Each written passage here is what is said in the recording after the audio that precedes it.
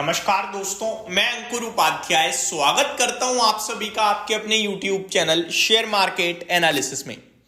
दोस्तों, बजट नजदीक है। अब दिसंबर शुरू हो गया, आज 1 दिसंबर है आपका, फिर जनवरी है एंड देन बजट है। 1 फरवरी को बजट होता है, मैं आपको बता दूं। और बजट पे ज्यादातर सरकारी कंपनियों में लाइक रेलवे और फर्टिलाइजर, ये ऐसी थीम है जिन पे गवर्नमेंट बड़ा फोकस करती है और ये स्टॉक्स चलते हैं। बट बीते 2 बजट में हम सभी ने 2 बजट एक ही साल में आ गए, क्योंकि इलेक्शंस थे तो पहले इंटर्म आया फिर फाइनल आया। तो 2 बजट्स में हमने देखा कि गवर्नमेंट ने रेलवे या डिफेंस पे कोई बड़ा फोकस नहीं किया। गवर्नमेंट का फोकस था तो नई नौकरियों रोजगार को देने में था, और कुछ स्पेशल अनाउंसमेंट अगर किसी क्षेत्र के लिए आई थी तो वो सी फूड से रिलेटेड थी कि उनका अगले 5 साल में डबल करने की तैयारी में, उनका रेवेन्यू वगैरह एक्सपोर्ट डबल करने की तैयारी में है, जिसके चलते मैंने स्टॉक्स भी डिस्कस करे थे। बट कोई मूव नहीं आया है अभी तक, बट स्टिल अभी भी उम्मीद है मुझे आगे चलकर डेफिनेटली मूव आएगा। सी फूड वाली अगर आप वीडियो दोबारा से चाहते हैं जो लास्ट बजट में आई थी, तो आप प्लीज़ कमेंट बॉक्स में कर दीजिएगा कमेंट, मैं उसकी डिटेल्स आपके साथ शेयर कर दूंगा। एग्जैक्टली मेरे पास नोट पड़े हुए हैं कि क्या क्या कहा था गवर्नमेंट ने बजट में सी फूड से रिलेटेड, क्या टारगेट्स हैं उनके और कौन से स्टॉक्स हैं जिससे उन्हें फायदा हो सकता है। लेकिन बजट में ज्यादातर केसेस में हमने देखा है कि रेलवे, डिफेंस और आपका फर्टिलाइजर स्टॉक्स चलते हैं। फर्टिलाइजर की बात करें तो वो बजट से पहले चलते हैं, बजट तक चलते हैं और खत्म। रेलवे की बात करें तो रेलवे स्टॉक बजट वाले दिन एक्शन में आते हैं, और बजट वाले दिन रेलवे क्षेत्र पे जब finance minister Nirmala Sitharaman ji commentary करते हैं, उस समय अगर आप नोटिस करो रेलवे को लेकर अगर कुछ बड़ी अनाउंसमेंट आई तो शेयर्स भागने लगते हैं और फिर लंबी अवधि में पैसा बनाते हैं। तो कितना केपेक्स आ सकता है इस बार रेलवे को लेकर, कितना एक्सपेंडिचर आएगा, वो देखने वाली बात होगी डेफिनेटली। और इससे भी ज्यादा डिफेंस के स्टॉक्स पे भी नजर बना के रखनी है, क्योंकि बीते एक आध बजट से डिफेंस को लेकर भी कुछ खास बढ़ोतरी नहीं देखने को मिली है अब बजट में। अब मैं रेलवे स्टॉक्स की बात करता हूं एक एक करके।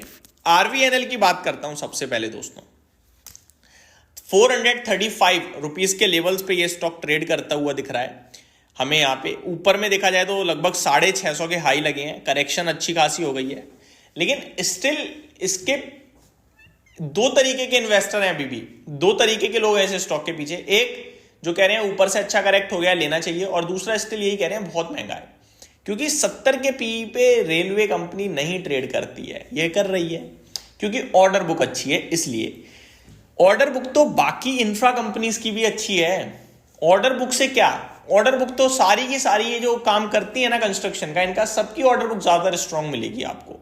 मार्केट कैप से 5-5 गुना ऑर्डर बुक पड़ी है कंपनियों की, लेकिन शेयर्स नहीं चलते हैं। तो ये समय समय की बात है, कब कौन सा ट्रिगर कर जाए पता नहीं। तो ये स्टॉक है, मैं यही बोलूंगा आप इन रेलवे स्टॉक्स में करंट भाव से अच्छे लगने लगे हैं डेफिनेटली, क्योंकि अब वैल्यूएशन मार्केट की मर्जी है, दे रहा है तो ले लेते हैं हम भी, क्या क्या क्या क्या दिक्कत है हमें। लेकिन प्रॉपर स्टॉप लॉस जरूर कहूंगा आपसे लगाने को, क्योंकि अगर ये करेक्ट होना शुरू हो रहे हैं तो फिर बहुत हो सकते हैं। तो स्टॉप लॉस जरूर लगाइएगा, इतना ही कहूंगा। मैंने आपके साथ 600 650 पे एक ही चीज बोली थी कि इस आरवीएनएल 420 तक आ सकता है। काफी लोगों ने ट्रोल किया, काफी लोगों ने कहा ठीक है भाई देख लेंगे। 420 आया एग्जैक्टली, आपने नोटिस किया हो तो। अभी 435 पे है, तो मैं आपसे यही कहूंगा टेक्निकली तो अभी भी खराब ही दिख रहा है, लेकिन हम स्टॉप लॉस प्लेस कर सकते हैं लगभग 390 रुपीज का, और 420, 415, 430 के करीब थोड़ा बहुत एक्यूमुलेट। और अगर बजट में अच्छा आ गया तो वापस से स्टॉक मूव दे देगा 550 600 तक, और अगर नहीं आया तो ये और टूट जाएगा। इस बीच में अगर मैं 420 की भी पोजीशन अपनी कंसिडर करूं तो 25 रुपए 30 रुपए का मेरा स्टॉप लॉस बन रहा है, जो कि छोटा नहीं होता है, 7-8% है। और अगर आप चाहो तो इग्नोर भी कर सकते हो, ऐसा नहीं है कि कसम खा लिए लेना ही लेना है, ठीक है। तो अगर आप करने जा रहे हो तो ये स्ट्रेटेजी, और करने जा रहे हो तो एक चीज जरूर मैं आपसे कहूंगा कि स्टॉप लॉस जरूर लगाइएगा, सिंपल। नेक्स्ट है आपका इरकॉन इंटरनेशनल। अच्छा, नंबर्स की बात करें तो इरकॉन के तो रिजल्ट्स भी मजेदार नहीं आए थे, बाकी आरवीएनएल वगैरह के तो रिजल्ट्स ठीक थे। इरकॉन इंटरनेशनल में नीचे से लगभग हल्की रिकवरी आई है, बट टेक्निकली स्टॉक पे देखा जाए तो 220 के समथिंग का एक रेजिस्टेंस कहूंगा या फिर कहूंगा लेवल है, जो पार करेगा तो थोड़ा स्ट्रेंथ में आएगा, अदरवाइज वीक ही है। अभी तो लोअर लोज है, वन साइडेड 340 से गिरते गिरते अभी 209 रुपए पे आ गया है स्टॉक, और नीचे में 180 रुपए के करीब के लो लगे हैं। तो मेरे को लगता है वेट करना ही ज्यादा अच्छा विकल्प होगा। IRFC, इसमें थोड़ी मेरे को स्ट्रेंथ दिखती है, दम दिखती है, क्योंकि 30 के पीई पे है, रीजनेबल अच्छे वैल्यूएशंस हैं। अच्छा, मैं आपसे पूछूं अगर कि आरवीएनएल का शेयर बढ़ा है या आईआरएफसी का शेयर बढ़ा है? तो प्लीज मुझे कमेंट करके कमेंट जरूर बताना कि आईआरएफसी बढ़ा है या आरवीएनएल। आरवीएनएल 435 पे है, आईआरएफसी 150 रुपए पे है। कौन सा शेयर बढ़ा है प्लीज कमेंट बॉक्स में कमेंट करना, क्योंकि लोगों को यही नहीं पता है कि पेनी स्टॉक कौन सा है और पेनी स्टॉक कौन सा नहीं है। बहुत केसेस में अगर किसी कंपनी का भाव 10 रुपए का है दैट मीन्स वो पेनी हो गया, और किसी कंपनी का भाव अगर गलती से 150, 200, 1000, 2000 का हो गया तो वो पेनी बचा ही नहीं। पेनी स्टॉक को मार्केट के प्राइस से कंसीडर नहीं किया जाता है, पेनी स्टॉक को कंसीडर किया जाता है मार्केट कैप से। समझ रहे हो? आईआरएफसी और आरवीएनएल में से अगर आप कह रहे हो कि आईआरएफसी छोटा है और आरवीएनएल बड़ा है, तो आपको स्टॉक्स को समझने में ही गलती हो रही है। आरवीएनएल का मार्केट कैप 90,000 करोड़ का है और आईआरएफसी का मार्केट कैप 2 लाख करोड़ का है। आईआरएफसी आरवीएनएल से डबल है, मतलब बड़ी कंपनी में। तो ये प्राइस से कंसीडर मत। वोडाफोन आइडिया 9 रुपए का क्या छोटी कंपनी है? 50,000 करोड़ का मार्केट कैप है। समझ रहे हो? आरती इंडस्ट्रीज 450 रुपए का शेयर है, 35,000 करोड़ का मार्केट कैप है। मार्केट कैप मैटर करता है भाई, हमेशा याद रखना। एमआरएफ का 1.5 लाख का शेयर है, क्या वो सबसे बड़ी कंपनी हो गई?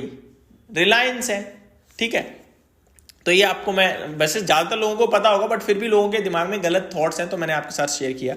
तो आईआरएफसी की बात करूं, ये कंपनी अच्छी इसलिए क्योंकि 30 के मल्टीपल्स पे है, रीजनेबल है, 149 रुपए पे है शेयर। टेक्निकली भी सपोर्ट्स पे खड़ा है, स्ट्रॉन्ग सपोर्ट्स पे खड़ा है। हेड एंड शोल्डर टाइप आप लॉन्ग टर्म में देख रहे हो बनते हुए। मेरे को लगता है हर एक पैर, और कंपनी में ग्रोथ भी मुझे काफी दिखती है, बहुत अच्छी कंपनी लगती है। तो ये सारी चीजें हैं। बाकी एक और स्टॉक है टीटा का रेल सिस्टम, जो रिसेंटली मैंने आपके साथ डिस्कस भी किया था खरीदने के लिए। मूवमेंट आ चुका है 1200 रुपये ऑलमोस्ट।